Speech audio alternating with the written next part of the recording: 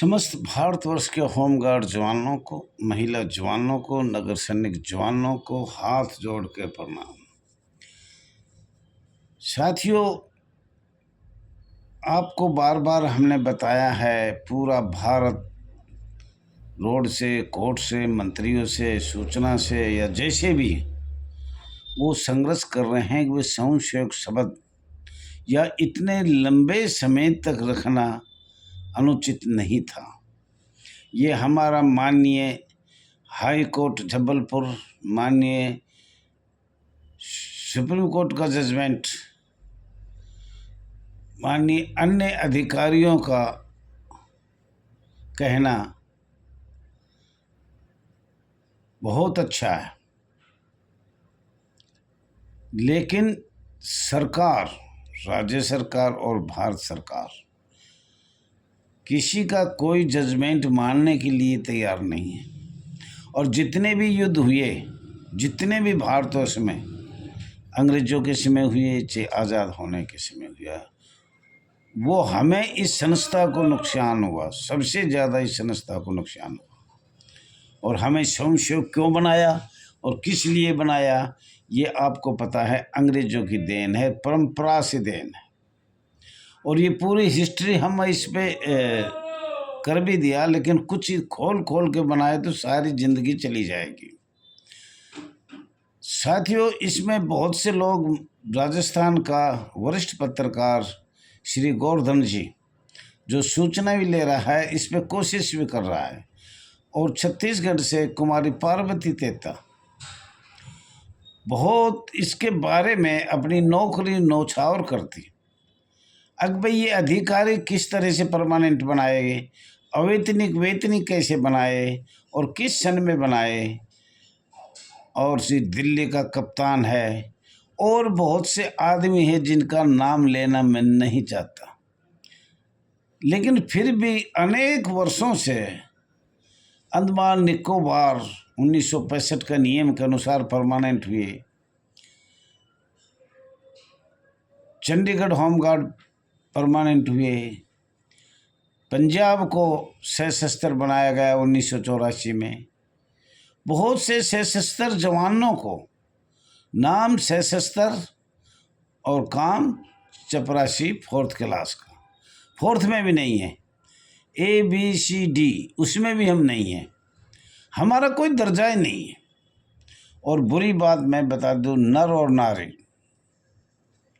जब श्री रामचंद्र जी 14 साल का वनवास हुआ, जब वो सब उसके साथ साथ हो लिए, काफ़ी दूर चले गए, जब श्री राम ने कहा भाई तुम सब नर और नारी वापस चले जाओ, लेकिन कौन बच गए? छग गए। जब तक 14 साल का वनवास काट कर नहीं आया, जब तक वहीं बैठे रहे, खाते रहे, कमाते रहे, घूमते रहे।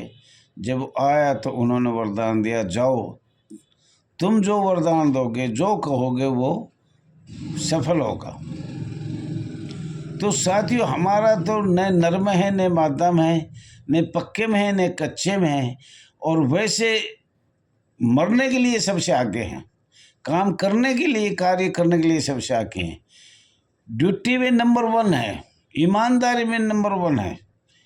1-8% की तो मैं कहूँगा नहीं, लेकिन होमगार्ड जितनी ईमानदारी से कार्य करता है, नगर सैनिक, महिला जवान हो, होमगार्ड जवान हो, नगर सैनिक जवान हो, महिला हो, कोई भी हो जो इस संस्था में हो, इतना काम पूरे भारत में नहीं किया जा रहा। नेक ईमानदार ड्यूटी, कभी रोजगार नहीं छूट जाए। और प्राधिकरण जो आपको बताया है, अब ये जो हमारे ऊपर परमानेंट किए, इनके बारे में बात करना चाहता हूँ, पर इससे पहले मैं फिर बार बार ये बताता हूँ, आप परंपरा अंग्रेजों के काले कानून से जितने भी कानून है वो मैं लिख के दे सकता हूँ।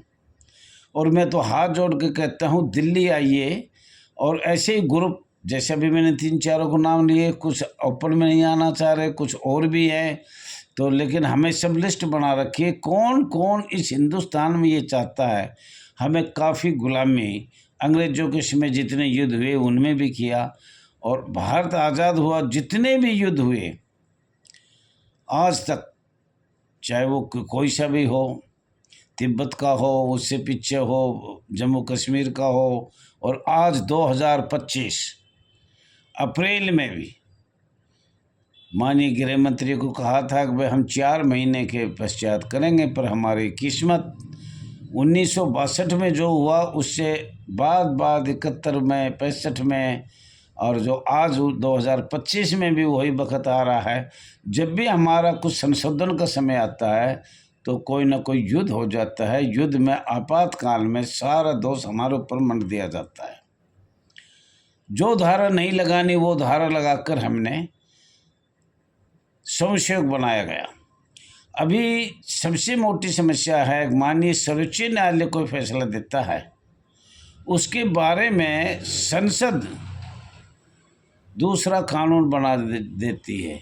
उनका पूरा अर्थ है, पूरा मतलब है, पूरा कहना है कि संस्था को रोजगार नहीं देना, समाज सेवक को मूल भाव नहीं बदलना। ये माननीय गृह मंत्री अमित शाह जी ने भी कहा है और आपने भी कहा है। तो ये वीडियो समाप्त होने जा रही है, दूसरी अभी चालू करूँगा। मैं किसी का फ़ोन आ रहा है और माफ़ी चाहता हूँ।